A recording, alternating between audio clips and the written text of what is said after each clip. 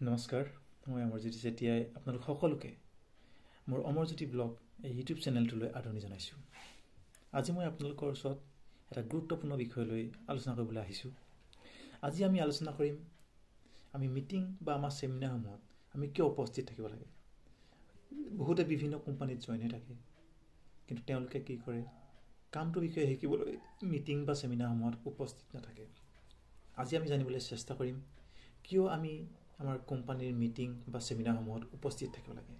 সেইবিলাকত উপস্থিত থাকিলে আমাৰ কি লাভ হয়, কি বেনিফিট হয়, আজি সেই বিষয়ে আমি আলোচনা কৰোঁ আহক।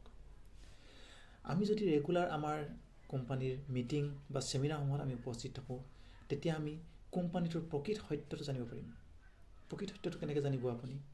আপোনাক যিজন ব্যক্তিয়ে জইন কৰিছিল বা যিজন এজেণ্টে আপোনাৰ লগত যোগাযোগ কৰি কোম্পানী এটাত জইন কৰায়, তেখেতে আপোনাক যিখিনি কথা কয়, জইন কৰাৰ সময়ত যিখিনি কথা কয়, সেই কথাখিনি সঁচা নে মিছা, এই কথাখিনি জানিবলৈ হ'লে আপুনি মিটিং বা চেমিনাৰসমূহত আপুনি উপস্থিত থাকিব লাগিব।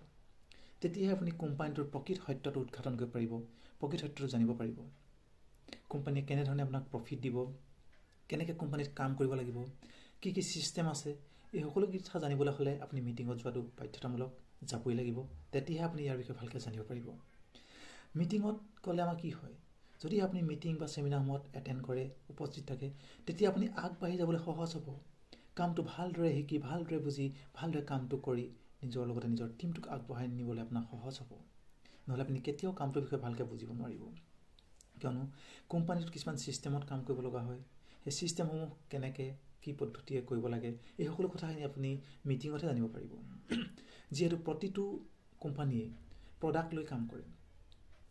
প্ৰডাক্ট বেছ কোম্পানীবিলাকত আপুনি যদি মিটিঙত নাযায়, ৰেগুলাৰ যদি আপুনি মিটিংসমূহ এটেণ্ড নকৰে, চেমিনাৰসমূহ এটেণ্ড নকৰে, তেতিয়া আপুনি প্ৰডাক্টৰ সেই গুণাগুণসমূহ জানিব নোৱাৰিব।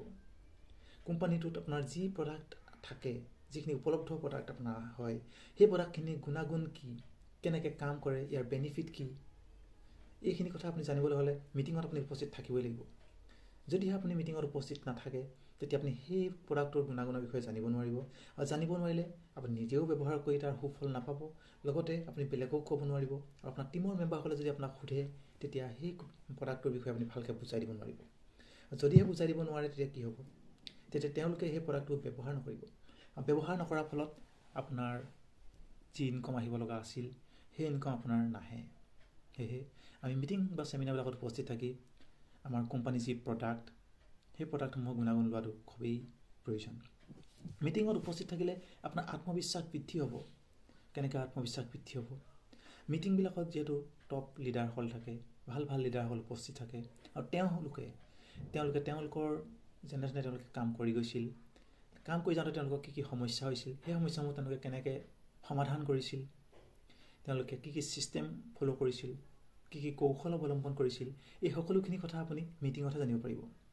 কাৰণ মিটিঙত তেওঁলোকে সেই সকলোখিনি কথা মুকলিকৈ কয়, সকলোকে বুজাই দিয়ে, আৰু ইয়াৰ ফলত আপোনাৰ আত্মবিশ্বাস বৃদ্ধি হ'ব।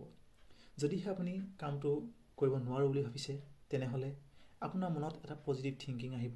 তেওঁলোকৰ সেই কামবিলাক শুনি, বুজি, দেখি আপোনাৰ মনতো ভাৱ আহিব যে হয়, কামটো আপুনিও কৰিব পাৰিব। ফলত আপোনাৰ যেতিয়া আত্মবিশ্বাস বৃদ্ধি হ'ব, তেতিয়া আপুনি নোৱাৰা কামটো সুন্দৰকৈ কৰি যাব পাৰিব।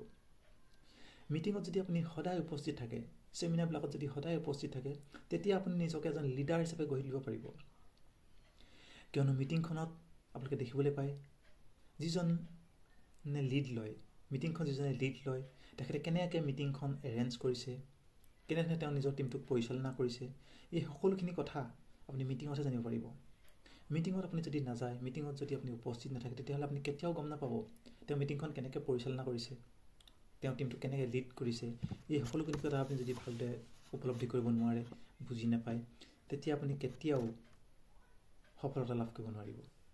গতিকে সফলতা লাভ কৰিব যদি আপুনি বিচাৰে, কামটোত যদি আপুনি উন্নতি কৰিব বিচাৰে, নিজৰ ভৱিষ্যতৰ যি সপোন, এই সপোনখিনি যদি আপুনি পূৰণ কৰিব বিচাৰে, তেনেহ'লে আপোনালোকৰ ৰেগুলাৰ মিটিং বা চেমিনাৰসমূহত উপস্থিত থকাটো খুবেই প্ৰয়োজন। মিটিঙত যিহেতু ব্যৱসায়টো কেনেকৈ আগবঢ়াই নিব পাৰি, সেই ওপৰতেই আলোচনা কৰা হয়। সকলোৱে এটা পজিটিভ আপোনাক চলিউশ্যন দিয়ে, সমাধান দিয়ে, কেনেকৈ সমাধানবিলাক পাব পাৰি, কি কি সমস্যাত কেনেকৈ সমাধান কৰিব পাৰি, কেনেকৈ আপুনি এজন ব্যক্তিৰ লগত কথা পাতিব পাৰি, তেওঁৰ যিকোনো প্ৰশ্ন উত্তৰ কেনেকৈ দিব পাৰি, এই সকলোখিনি কথা আপুনি মিটিঙতহে গম পাব, ছেমিনাৰতহে গম পাব। গতিকে নিজে যদি আপুনি এজন সফল গঢ়ি তুলিব বিচাৰে কামটোৰ জৰিয়তে, তেনেহ'লে আপুনি মিটিঙত গৈ এই সকলোখিনি কথা ভালদৰে শিকি বুজি লোৱাটো খুবেই প্ৰয়োজন হ'ব। মুঠতে নিজকে আপুনি এজন সফল ব্যৱসায়িক হিচাপে বা সফলভাৱে গঢ়ি তুলিবলৈ হ'লে নিজৰ সপোনবোৰ যদি পূৰণ কৰিব বিচাৰে, তেনেহ'লে আপুনি মিটিঙত যাবই লাগিব। যদি মিটিঙত নাযায়, এই সপোনখিনি আপোনাৰ কেতিয়াও পূৰণ নহ'ব। গতিকে আমি কিয় মিটিঙত উপস্থিত থাকিব লাগে নিশ্চয় আপোনালোকে বুজি পাইছে। আজি মই আপোনালোকক মিটিঙত কিয় উপস্থিত থাকিব লাগে তাৰ ওপৰত এইকেইটা প্ৰধান কাৰণৰ ওপৰত আলোচনা কৰিলোঁ। যদিহে আপুনি মোৰ এই কথাখিনি শুদ্ধ বুলি ভাবিছে বা আপোনাৰ ভাল লাগিছে, তেনেহ'লে মোৰ ভিডিঅ'টোত লাইক এটা দিবলৈ নাপাহৰিব। আৰু লগতে মই এনেধৰণৰ ভিডিঅ' লৈ আপোনাৰ ওচৰলৈ আহি থাকিম। আৰু মোৰ সকলো ভিডিঅ' আপোনালোকে পাবৰ কাৰণে কাষতে থকা আপোনাৰ বেল আইকনটো দবাই ৰাখিব।